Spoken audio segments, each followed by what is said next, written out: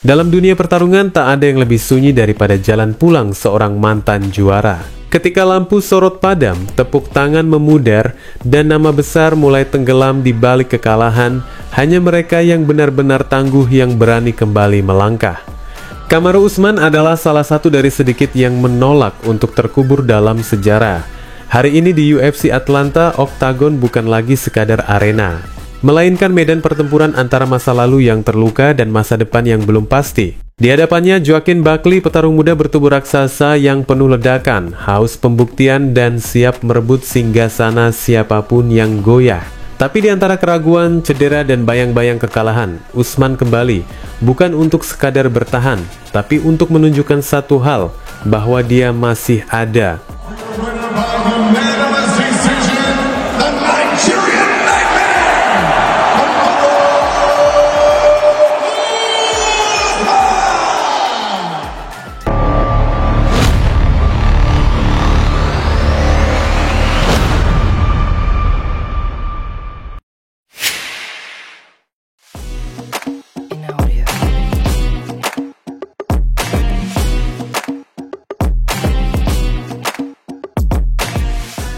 Di malam penuh harap di UFC Atlanta, Kamaru Usman kembali ke tempat yang dulu menjadi panggung kejayaannya Oktagon. Namun kali ini bukan sabuk emas yang menjadi taruhannya, melainkan harga diri, nama besar, dan kesempatan untuk membungkam segala keraguan yang telah lama menggantung seperti awan kelabu di atas kepalanya. Sejak kemenangan terakhirnya atas Colby Covington pada November 2021, Usman telah terombang-ambing dalam arus kekalahan yang menyakitkan. Kekalahan lewat tendangan kepala brutal dari Leon Edwards menjadi awal dari mimpi buruk panjang yang bahkan diperparah oleh kekalahan keputusan dalam laga ulangnya. Pukulan telak terakhir datang di UFC 294 ketika ia dikalahkan oleh Khamzat Chimaev. 3 kekalahan beruntun itu bukan hanya mencoreng rekornya, tetapi juga mengguncang fondasi kepercayaan diri sang mantan raja kelas welter. Namun malam itu di tengah gemuruh penonton yang menanti jawaban, Usman menjawab dengan tindakan. Lawannya bukan sembarang nama, Joaquin Buckley, petarung dengan reputasi sebagai ancaman eksplosif yang haus akan kejayaan. Tapi Usman datang bukan untuk bermain-main.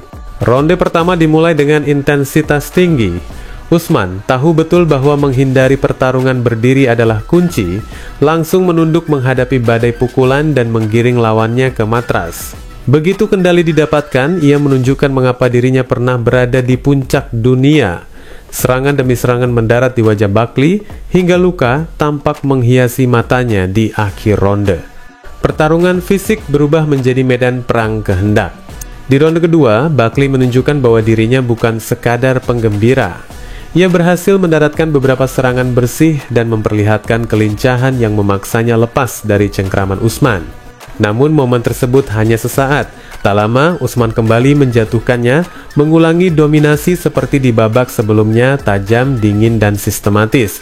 Ronde ketiga menjadi titik kritis. Buckley, dengan sisa tenaga dan keberanian yang luar biasa, mendaratkan pukulan terbesarnya dalam pertarungan tersebut. Sebuah momen yang membuat jantung para penonton sejenak terhenti.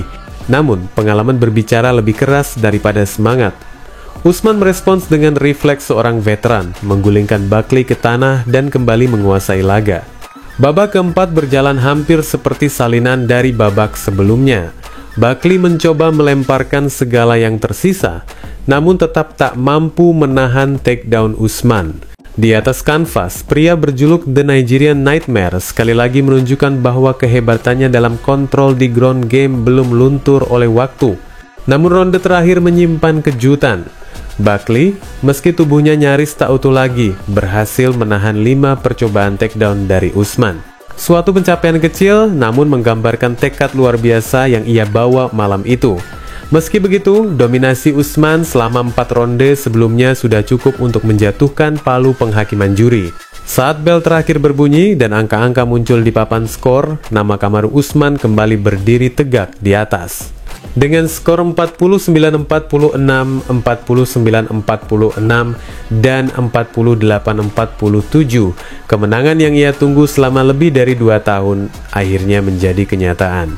Namun yang lebih emosional dari hasil pertarungan adalah momen pasca laga, ketika Usman berbicara bukan sebagai mantan juara, melainkan sebagai manusia yang bangkit dari keterpurukan.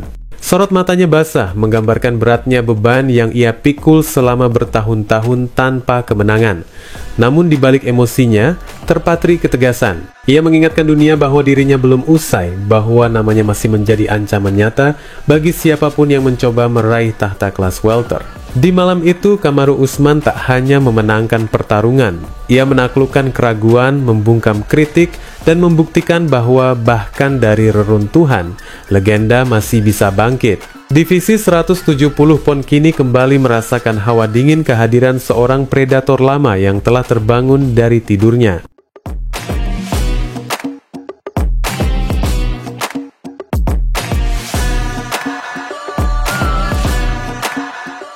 Kemenangan atas Joaquin Buckley bukan hanya membuka pintu bagi kebangkitan Kamaru Usman, tetapi juga menghidupkan kembali api lama yang belum pernah benar-benar padam.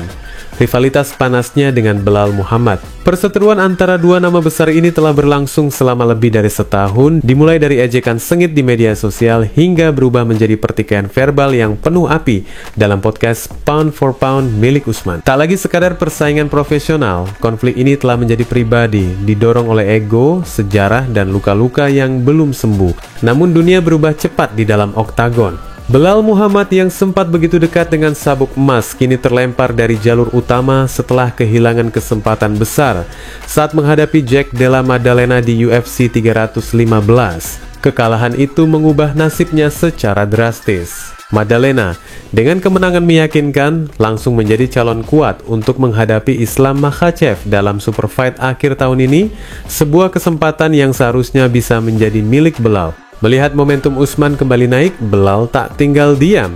Ia kembali ke media sosial, melontarkan sindiran tajam terhadap kemenangan rival lamanya di UFC Atlanta. Tanpa menyebut banyak kata, ia menyampaikan ketidaksenangannya secara gamblang, mengingatkan dunia bahwa urusan mereka belum selesai. Sebelumnya, Belal juga sempat melempar isyarat tentang kemungkinan bertarung melawan Shavkat Rakhmonov, lawan yang seharusnya ia hadapi di UFC 310 sebelum mundur karena masalah medis. Namun Usman, pasca pertarungan gemilangnya, tampak acuh terhadap provokasi Belal.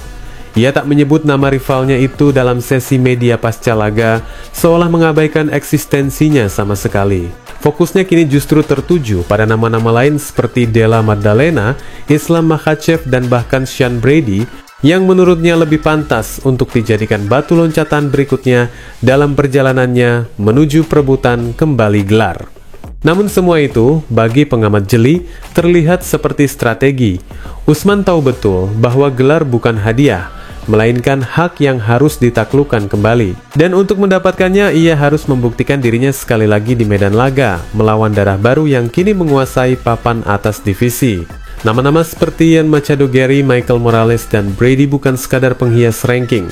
Mereka adalah para penantang muda yang lapar, segar, dan tak kenal takut.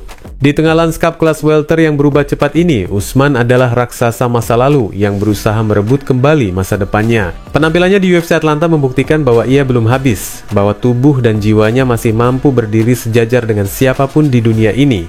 Namun jalan pulangnya menuju singgasana tak akan mulus. Ia harus bertempur sekali lagi, mungkin 2 kali, sebelum harapan itu berubah menjadi kenyataan. Dan Belal Muhammad, ia mungkin bukan pilihan Usman saat ini, namun sejarah belum pernah selesai menulis cerita tentang dua musuh yang ditakdirkan untuk bertemu lagi. Saat debut di oktagon perlahan mengendap, satu hal menjadi jelas, Kamaru Usman belum menyerah.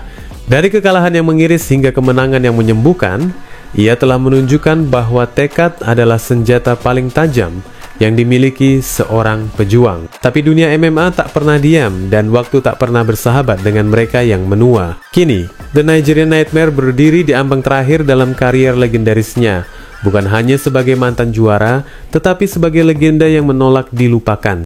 Dan jika ini memang bab terakhir dari kisahnya, maka ia akan menulisnya dengan darah, keringat, dan kemenangan, karena monster sejati selalu kembali.